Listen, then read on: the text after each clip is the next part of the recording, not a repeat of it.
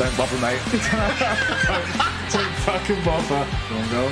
No way. No! They're already pulling strings. Oh, what a goal that is! Oh, it's disgusting. God's sake. He's injured again. I fucking hate this game.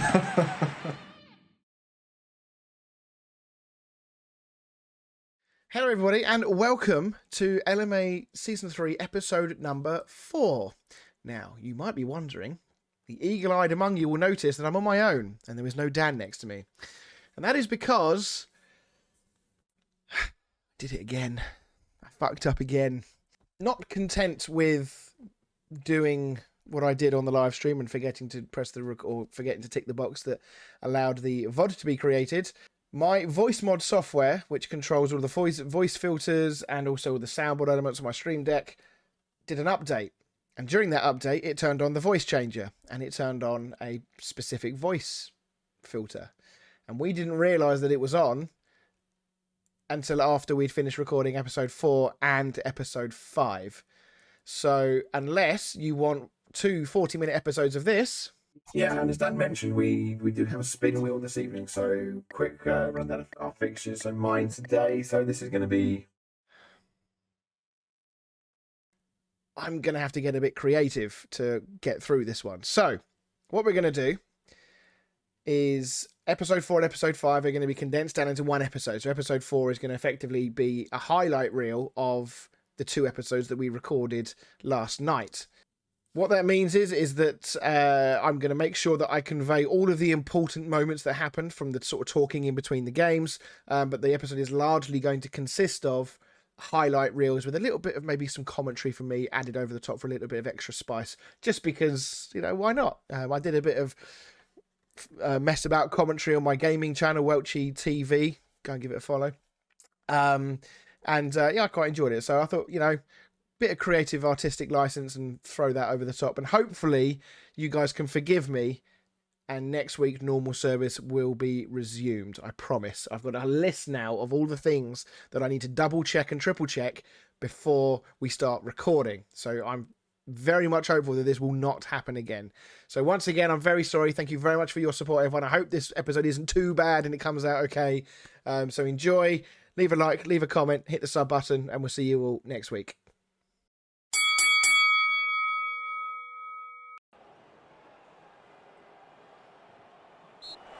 So, Portman Road, home of Ipswich Town, played host to the League Cup second round game between them and Interim Boys. Melito going close early on, but the breakthrough came as I'm not entirely sure what Castro was doing there, jumping up, trying to play the offside trap. Crespo rattled the frame of the goal from Micheli to fire home in your standard LMA goal.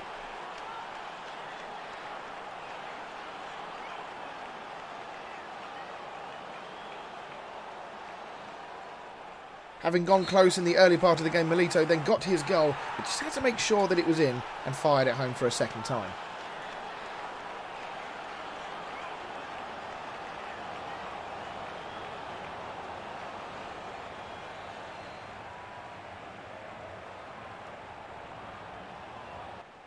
As the game went on, Interim Boys really exerted their dominance, and when Vieri was brought down on the edge of the box, or 25 yards out or so, Juan Sebastian Veron set up and whipped a beauty to make it 3-0 to the boys in green.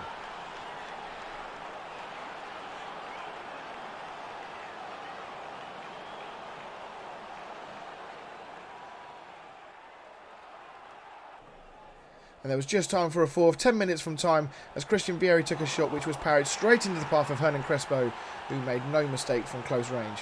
Ipswich, thoroughly beaten, it finished 4-0 to Interim Boys.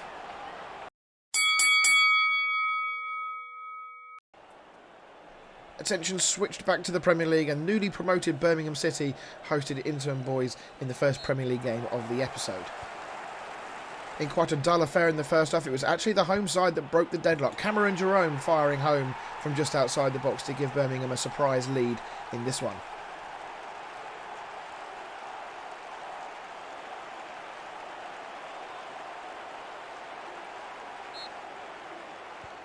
in what turned out to be the final kick of the first half. Interim Boys needed a response in the second half, and they got it just 8 minutes into the second half as Juan Sebastian Veron went for the shot, and LMA produced a little bit of joy for us as Juan Sebastian Veron's shot was taken into his own goal by the Birmingham City goalkeeper.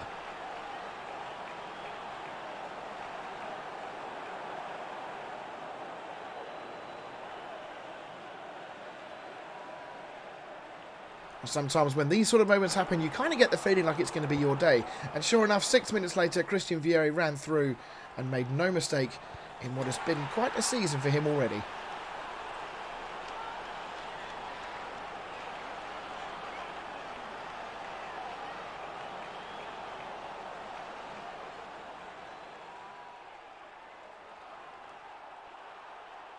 Despite one or two more chances towards the end of the game, no more goals were scored in this one.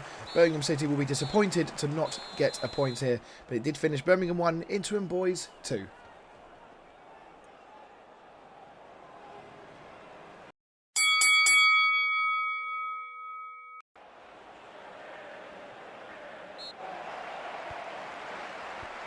Rail Winners needed a fast start in this one, and this is exactly what they got. Roy Carroll made an amazing save, but then seemingly forgot how to be a goalkeeper at the second attempt as Louis Zhao headed into an empty net just 7 minutes into the game.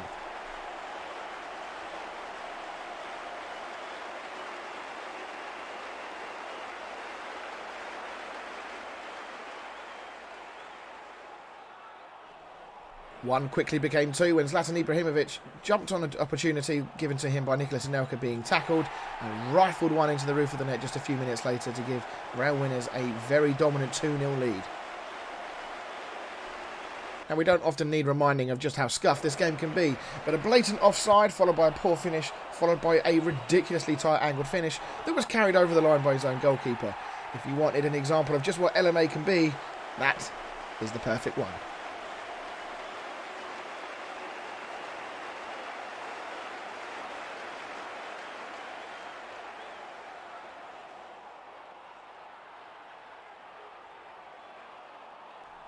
And Rail Winners rounded things off lovely. With 15 minutes to go, Zlatan Ibrahimovic smashed one into the top corner to give Rail Winners a 4-0 victory.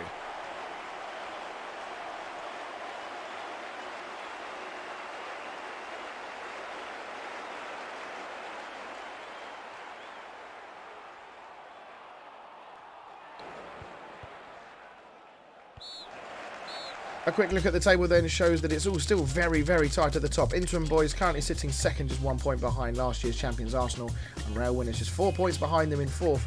Both playing well, both scoring goals and not conceding too many either.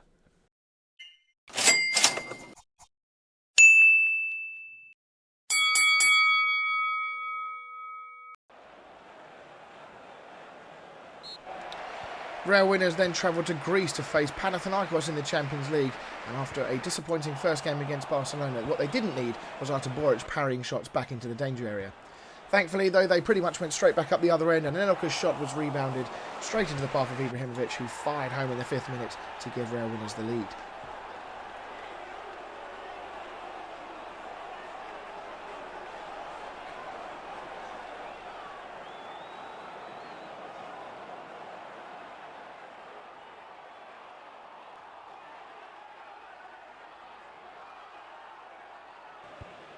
Rail Winners doubled their advantage just 8 minutes later as Lionel Messi fired home into the roof of the net from a tight angle.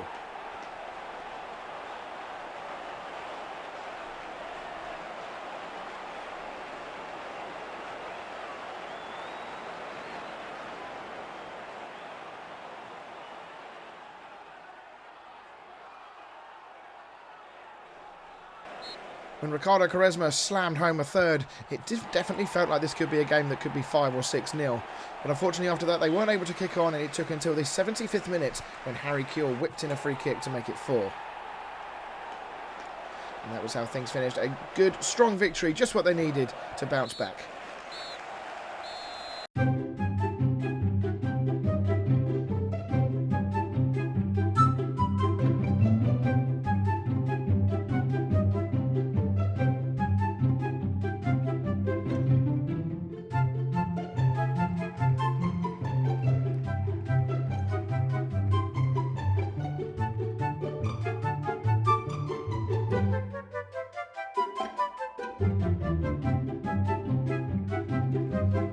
Wankers!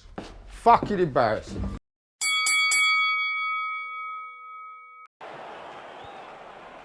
Downside then took on Portsmouth in the league, and it didn't start well with Ricardo Quaresma going down and picking up an injury. Thankfully, it would turn out to not be a particularly serious one. It took all the way to the 55th minute for the deadlock to be broken in this one, and it was the home side who got the goal. Benjani firing in, Boric doing his usual for Benjani to fire into an empty net. Thanks to the spin wheel, Fluizao and Luizao were playing up front, and it was the former who managed to chest the ball down and run through before sliding home in a surprisingly calm and confident manner to give Rail winners a 1-1 draw away at Portsmouth and a vital point in their quest to keep up with the boys at the top.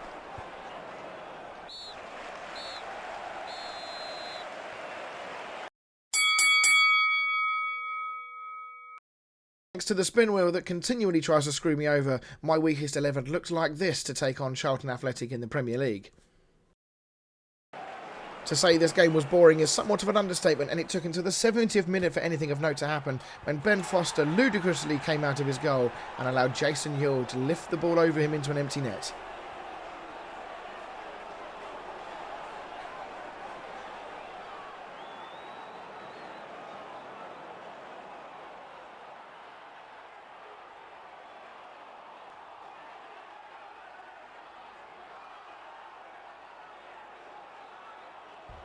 With just 10 minutes to go, any hopes of salvaging a point disappeared as the ball fell kindly for Darren Bent, who larruped home the finish into the top left-hand corner to give Charlton a 2-0 victory over Interim Boys. So then after 8 games, here is the table. The Interim Boys still second, Rail winners in 6th. Arsenal still yet to be beaten as the chasing pack struggles to keep pace with them.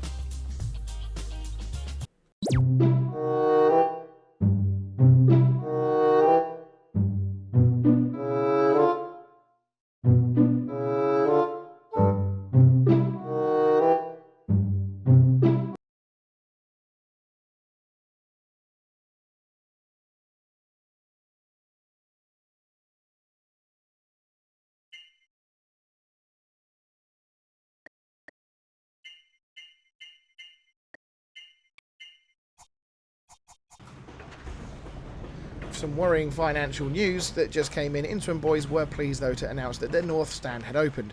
Whilst it made the stadium look dreadful, it was at least a step in the right direction.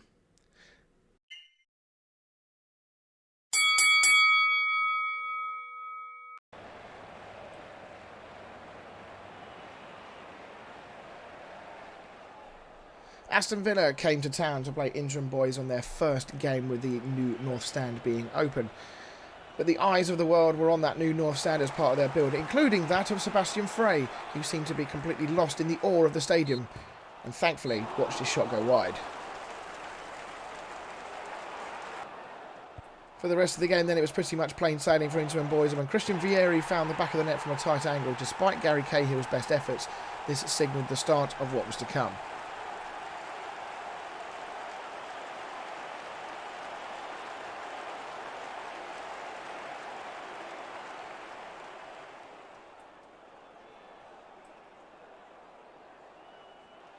An almost perfect training ground free kick routine resulted in Hernan Crespo's shot being saved for Anton Ferdinand to make it 2-0 in the 55th minute. And when Kavanaghi raced through past Gary Cahill, who's had a really poor game, he looked to make sure that he was no longer the only striker that hadn't scored for Interim Boys.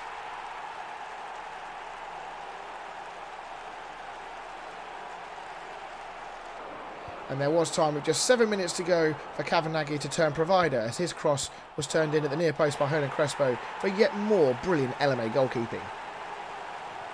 The game would finish 4-0 and a very emphatic result, just what they needed to bounce back after that defeat to Charlton Athletic.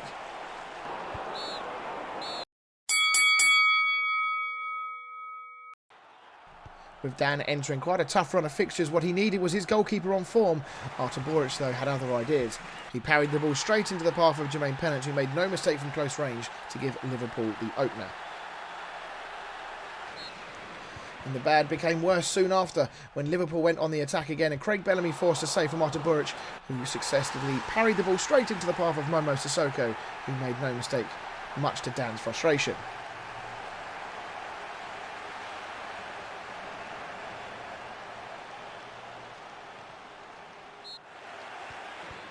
Sometimes when it's not your day, it's not your day. And when Ibrahimovic crashed the post, it looked like Crespo had an open goal, but the crossbar had other ideas. Real winners applied as much pressure as they possibly could, but they couldn't find a breakthrough.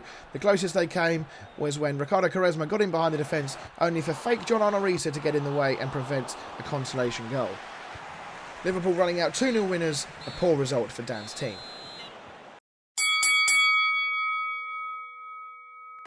Dan's side, though, had the immediate opportunity to bounce back as they travelled to Norway in the Champions League to face bottom club Vålerenga. It all didn't go to plan, and just 2 minutes in, Vålerenga took a very surprise lead through Tor Andre Flo. Chelsea fans may remember him. Fearing the worst, chances came and went, time after time after time, but finally, half an hour in, clearance off the line fell directly to Patrick Vieira, who made no mistake into an empty net.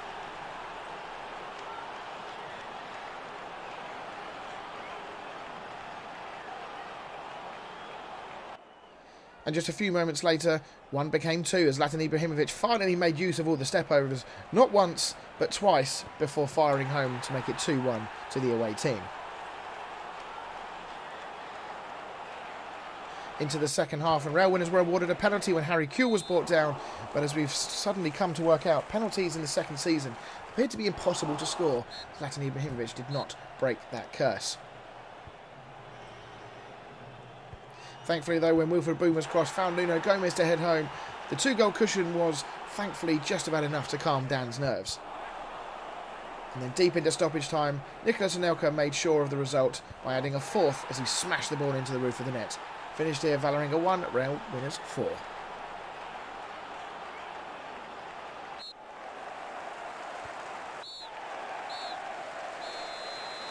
Quick look at the Group B in the Champions League then shows Real winners comfortably into second place then with a far superior goal difference. Hopefully with victories over Panathinaikos and Vålerenga, it will not matter what happens against Barcelona and they will go through as runners-up.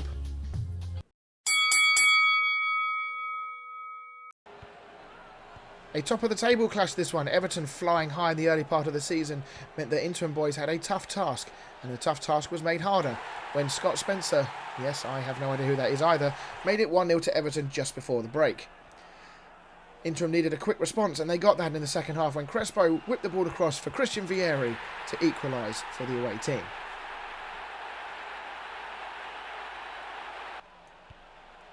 Into the second half then, and a quick breakaway and some poor defending from Everton meant that Crespo and Kavanaghi found themselves onside behind the defence.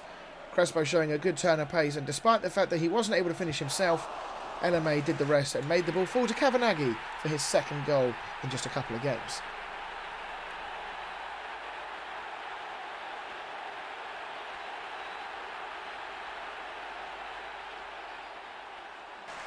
A really important win this one for Interim Boys as they kept up the pressure on Arsenal. It finished to Everton 1, Interim Boys 2.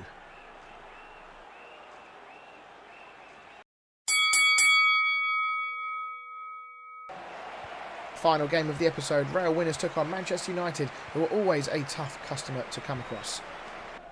But Real winners actually made easy work of this one. Ricardo Quaresma with a wonderful cross in to find Anelka, who headed into an empty net. And from that point forward, Real winners dominated this one.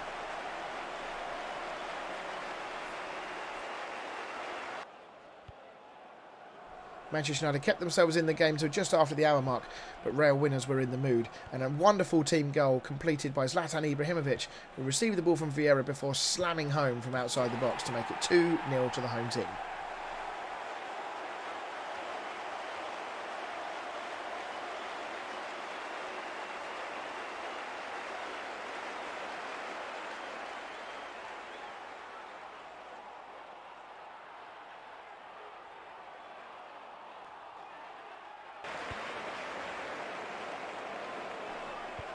Just a few minutes later, the victory was all but confirmed when Zlatan Ibrahimovic released Nicolas Anelka in behind the defence. His shot was saved, but Zlatan was on hand with a follow-up to complete a dominant victory for the home side.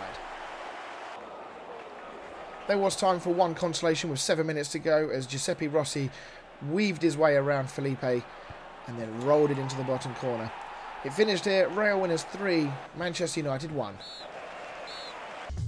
So a quick look at the final standings going into the next episode. Interim Boys comfortably now to second place with a 4-point gap over Tottenham Hotspur. Arsenal still yet to lose at the top, and Real winners in 7th place, but still very much in touch with those boys in front. In the next episode, we will see the first Kickabout derby as well, so let's pray that I actually work out how to record things properly. Thank you very much for watching, everyone. I really appreciate you sticking with this. I know it's been a very different episode than what you're expecting and what you're used to, but hopefully this was somewhat entertaining, albeit a much shorter episode than you're used to. Normality, I promise we'll be back next week. Thank you very much. Like, sub, and comment, and we'll see you soon.